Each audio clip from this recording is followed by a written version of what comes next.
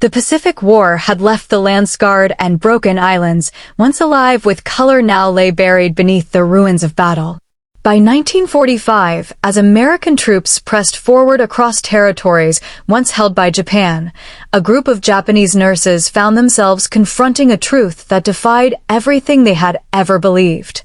They had been molded by a system that glorified obedience, that demanded loyalty to the emperor above all else, even above mercy. Yet what they witnessed in those final months of war would shatter the foundations of that belief. Stationed near a makeshift field hospital, the nurses spent their days tending to wounded Japanese soldiers, men broken, burned, and barely alive. Rumors rippled quietly through their ranks, stories that American medics were ruthless, that they ignored the suffering of Japanese civilians and children, that they treated enemies as less than human. So when a convoy of American soldiers arrived one humid morning to assist with medical work, the nurses watched from a cautious distance, their curiosity tangled with fear. What they saw first stunned them into silence. The Americans moved swiftly, purposefully, but not just toward their own men. They lifted small children from the wreckage, tiny bodies limp with exhaustion and hunger. They washed their wounds, wrapped them in blankets, and fed them carefully before turning to their own soldiers. Every movement carried intention. Every touch held gentleness. AKO, a young nurse barely in her 20s, felt her breath catch. She had been trained to expect brutality, to believe that compassion did not exist among enemies. Yet here were men, foreign and feared, kneeling beside wounded children, soothing their cries with voices calm and steady. Her hands, trembling above her own patients, stilled as disbelief crept through her. Her colleagues murmured among themselves, perhaps it was a trap, a performance meant to confuse them. But the Americans' quiet sincerity made deceit seem impossible.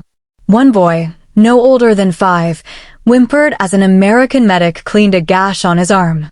The soldier whispered something soft, his tone reassuring, as he adjusted the child's blanket and offered him water. AKO saw the boy's body relax, his pain eased not only by medicine but by tenderness. By afternoon, a pattern emerged. The Americans worked with an order and discipline that impressed even the most skeptical nurses. No child was left alone to cry. No mother went without comfort. Even captured Japanese soldiers, who braced themselves for humiliation, were treated with professionalism and restraint. Finally, AKO gathered her courage and stepped forward to offer help. A medic glanced up, smiled gently, and motioned for her to assist with bandages. Her heart pounded as she crossed the invisible line that had separated them. Soon, other nurses followed, tentatively at first, then with growing confidence. Together, under the Americans' calm direction, they worked through the day. That evening, the nurses returned to their quarters changed. The fear that had guided their service began to dissolve, replaced by an ache of realization. AKO wrote furiously in her journal, her words trembling across the page.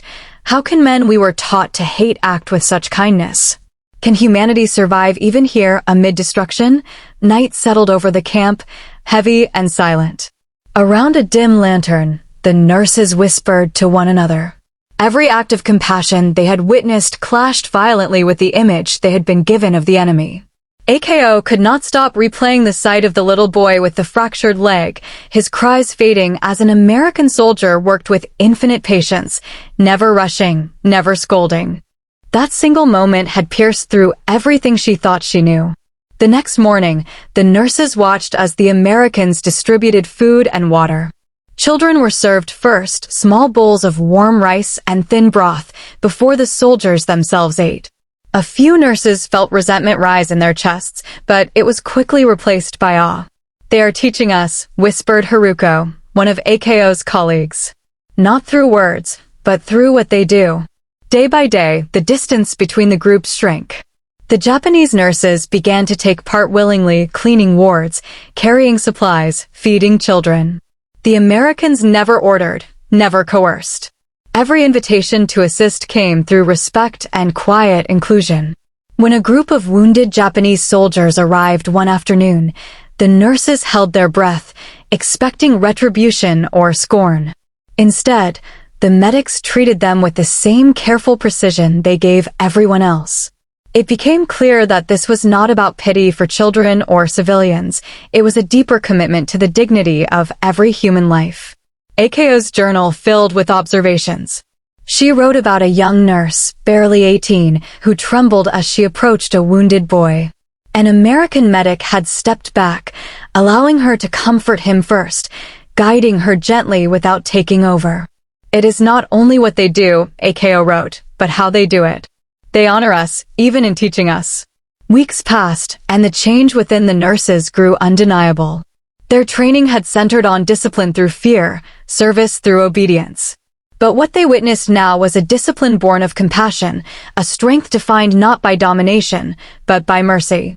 They began to question not only their beliefs about the Americans, but the very meaning of honor and war. One evening, a Japanese mother brought her feverish child to the camp, whispering thanks through tears. That moment revealed how deeply the Americans' example had spread, not through force, but through the contagious nature of kindness. For the first time, the nurses felt more than duty, they felt purpose. AKO reflected that night on what she had learned. The war had filled her with terror. Yet, in these weeks, she had seen a different kind of courage, the courage to show compassion when it would be easier to hate. The Americans' care extended far beyond the hospital tents. They ensured that elderly villagers, wounded soldiers, and children alike were fed and sheltered. Nothing was rushed. Nothing was taken by force.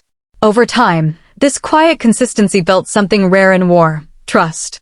Children began to approach the soldiers without fear. Mothers exchanged small smiles and gestures of gratitude. Even battle-hardened Japanese troops allowed themselves to be treated without shame. Then came the storm. Rain battered the camp, turning soil into rivers of mud. As chaos threatened, the Americans moved quickly, securing tents, lifting stretchers, and keeping everyone safe. Not a word of complaint broke the rhythm of their work. AKO watched, astonished by the calm resolve they maintained, discipline bound tightly with empathy.